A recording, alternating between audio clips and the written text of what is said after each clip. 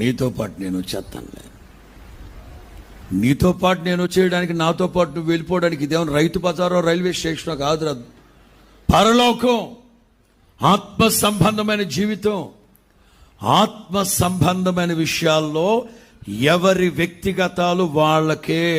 నీ భక్తిని బట్టి మీ ఆయనకి, నీ భక్తిని బట్టి మీ పిల్లలకి కరుణా కటాక్షాలు ఇవి ఏమి ఉండవు. ఎవరి వ్యక్తిగతం వాళ్ళదే. ప్రభు అడుగుతున్నారు, నువ్వు ఒక్కడివే వచ్చావు, మిగతా 90 ఎక్కడా? వాళ్ళ గురించి నన్ను అడగమాకండి. నా జీవితంలో మీరు చేసిన మేలును బట్టి కృతజ్ఞతా హృదయం ఉన్నాయి నేను మీ దగ్గరికి.